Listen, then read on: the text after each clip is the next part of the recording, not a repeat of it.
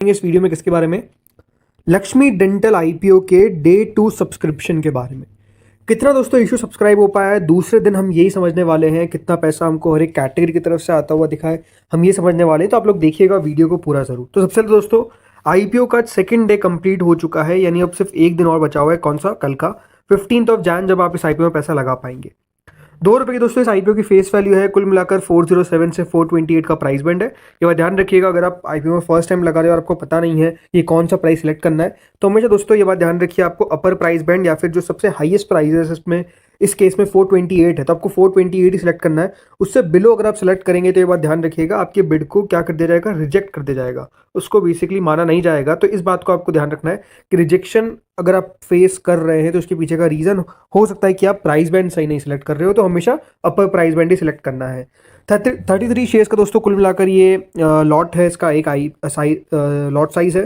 कुल मिलाकर 698 करोड़ का दोस्तों ये आईपीओ है। नो डाउट कह सकते हैं इशू 700 करोड़ का है, लगता बड़ा है, बट रिटेल का जो पोर्शन है वो सिर्फ 10% का ही है, यानी सिर्फ 69 करोड़ का ही रिटेल का पोर्शन आपको इस आईपीओ में देखने को मिलता है। इस आईपीओ में 698 करोड़ का इशू में से 138 का तो देखिए फ्रेश इशू है, तो रिमेनिंग ऑफर फॉर सेल है 560 करोड़ का। और मेजरली दोस्तों इस ऑफर फॉर सेल के अंदर जो एक पी फंड है वो बेसिकली अपना हिस्सा बेचता हुआ दिख रहा है। स्टिल थोड़ा बहुत हिस्सा बचेगा, बट हो सकता है कि वो बाद में बेच दिया जाए। दोनों एक्सचेंजेस पे याद रखिएगा ये लिस्ट होगा। आज का दोस्तों सब्सक्रिप्शन समझने से पहले समझते हैं कि कल के दिन कितना सब्सक्रिप्शन आया था। तो देखिए पहले दिन के अंदर जो क्यूआईबी कैटेगरी थी वो 13% सब्सक्राइब हुई, एचएनआई पोर्शन 10.89 टाइम सब्सक्राइब हुआ, रिटेल 12.61, तो कुल मिलाकर 5.33 टाइम्स ये इशू हमको सब्सक्राइब होता हुआ दिखा with in one day, right. तो पहले दिन के अंदर ही दोस्तों सब्सक्रिप्शन तो डेफिनेटली आपको अच्छा आता हुआ दिख गया था, बट सेकेंड डे कितना पैसा आ पाया, क्या पहले दिन से ज़्यादा आया या कम आया, चलिए अब ये देखते हैं।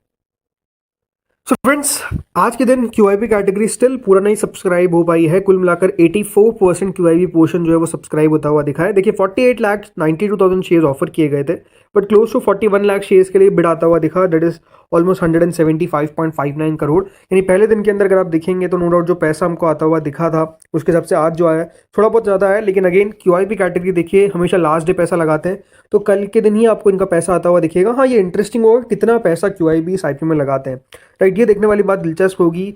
100 गुना तक क्या सब्सक्राइब कर सकते हैं, नहीं कर सकते, ये देखने वाली बात होगी। आप लोग कमेंट में बताइए कि आपको क्या लगता है कि क्यूआईबी का कितना सब्सक्रिप्शन आ सकता है। इसके बाद दोस्तों आते हैं एचएनआई कैटेगरी पे। कुल मिलाकर एचएनआई पोर्शन 37.42 टाइम्स के आसपास सब्सक्राइब हो चुका है।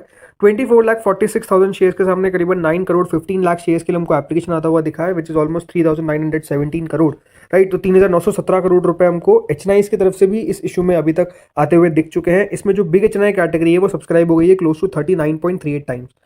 देखिए 39.3 टाइम्स का मतलब कितना है कि देखिए ऑलमोस्ट 16 लाख शेयर्स के सामने 6 करोड़ शेयर्स के लिए एप्लीकेशन आ चुकी है, जो 2,748 करोड़ होता है।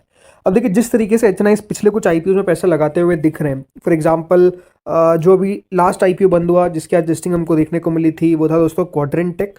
और क्वाड्रेंट टेक के अंदर अगर मैं बात करता हूँ सिर्फ बिग एचएनआई का, मतलब कितना उनकी तरफ से पैसा हमको आता हुआ देखने को मिला, वो दोस्तों क्लोज टू था 7,953 करोड़। यानी अगर एचएनआई की माने, यानी बिग एचएनआई की माने, तो देखिए बिग एचएनआई कैटेगरी जो है अगर आज आपको 40 गुना तक सब्सक्राइब होती हुई दिख रही है, बहुत चांसेस है कि दोस्तों डबल तो हो ही जाएगी, बल्कि मेरे हिसाब से दोस्तों 100 टाइम भी सब्सक्राइब हो सकता है।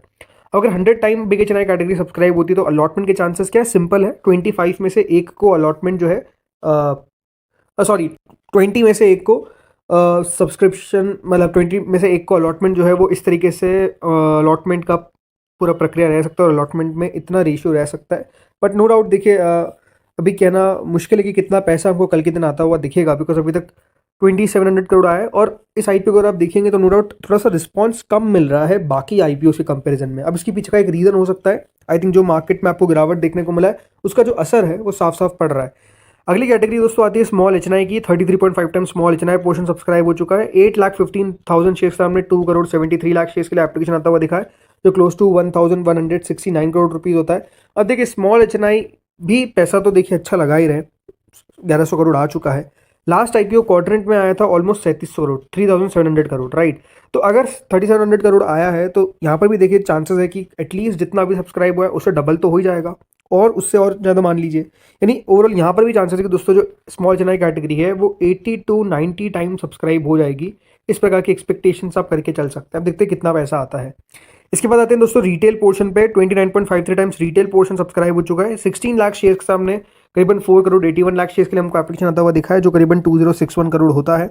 अब रिटेल तो देखिए डिफर कर रहा है, मतलब जैसे कि जो स्टैंडर्ड टेक था उसमें काफ़ी अच्छा पैसा आया। देन इसके बाद दोस्तों क्वाड्रेंट टेक में करीबन 7000 करोड़ आया, राइट। तो अभी तक तो मात्र 2000 करोड़ आया है, तो आप समझ सकते हैं कि यहाँ से रिटेल भी डबल कर सकता है। बट अगेन मुझे लगता है कि रिटेल इस आईपीओ में 5000 करोड़ से ज़्यादा नहीं लगाने वाला है।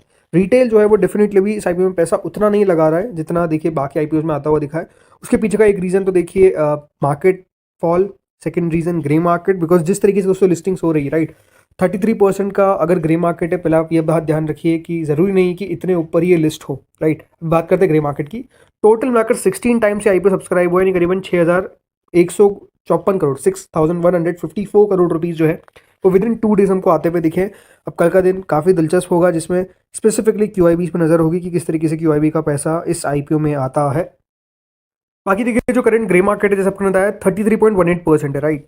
अब एक बात आपको सबसे पहले तो क्लियर कर देता हूँ कि अगर ग्रे मार्केट 33% है तो पहली बात तो ये मान के चलिए कि इससे एटलीस्ट 10% तो नीचे लिस्ट होगा, मतलब 23% पे आप मान के लिए लिस्टिंग हो सकती है। क्यों? उसके पीछे का सिंपल कारण है, जिस तरीके से अभी लिस्टिंग्स हो रही है।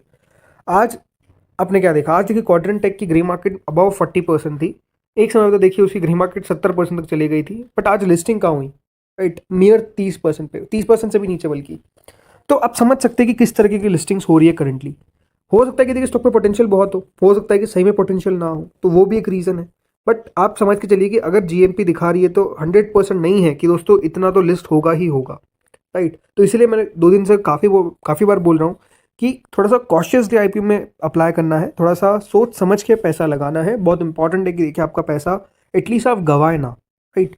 बनना ना बना वो बात अलग है, लेकिन गवाना सबसे ज़्यादा दोस्तों दुख देता है, तो इसलिए गवाना नहीं है, ये सबसे ज़्यादा इंपॉर्टेंट है। बाकी अगर आप मुझसे पूछेंगे कंपनी को लेकर जो मेरा व्यू है, आपको ने बता दिया था कि देखिए इस आईपीओ में मुझे लगता है कि 10-15% का लिस्टिंग गेन मिल सकता है। उससे ज़्यादा की एक्सपेक्ट करके मेरे हिसाब से नहीं चलना चाहिए। उसके पीछे का रीज़न है, मुझे मतलब कंपनी भी कोई बहुत ज़्यादा खास नहीं लगी मुझे, ये मुझे लगता है। अगेन मैं गलत भी हो सकता हूँ, बहुत चांस कि मैं गलत हो भी जाऊँगा, बट स्टिल जो मेरा व्यू है वो आपके साथ मैं शेयर कर रहा हूँ। क्या मैं अप्लाई करूँगा? तो मैं अप्लाई करने वाला हूँ दोस्तों, but only for listing gains. अगर लिस्टिंग गेंस मिल जाते हैं, अलॉटमेंट लग जाता है तो ठीक, नहीं तो ठीक है, कोई दिक्कत वाली बात नहीं है। मैं इस कंपनी को बाद में बाय करने का मैं विचार बिल्कुल नहीं करने वाला हूँ, ये आपको मैं क्लियर कर देता हूँ। बिकॉज आई थिंक कंपनी के फाइनेंशियल्स पे भी अभी मुझे कोई बहुत ज़्यादा विश्वास नहीं लग रहा है, राइट। कंपनी के फाइनेंशियल्स भी अगर आप देखेंगे तो काफ़ी उतार चढ़ाव भरे रहे हैं, जो आई थिंक नहीं रहने चाहिए, राइट। एक रीज़न तो यही है। दूसरी बात, वैल्यूएशंस किस तरीके की मिलती है, बिकॉज इसका कोई एग्जैक्ट लिस्टेड पीयर नहीं है, बल्कि कंपनी ने अपने आरएचपी में दोस्तों जो पीयर बताया है, मुझे लगता नहीं है उससे कंपेयर करना चाहिए। बिकॉज आपको समझ में आना चाहिए कि देखिए पॉलीमेडिक्योर डेंटल बिजनेस के अंदर उतना है ही नहीं, राइट। तो वो एक सबसे बड़ा रीज़न है कि कंपनी को कंपेयर किससे करे, ये सबसे ज़्यादा समझना ज़रूरी है। जो सारी बातें हैं तो अब देखते हैं होता क्या है। बाकी दोस्तों इस वीडियो में इतना ही था। आप लोग बताइए कि आपने अप्लाई कर दिया है या फिर आप अप्लाई करेंगे on the final day. Comment section में बताइएगा। इस वीडियो में इतना ही था। Thank you friends watching this video.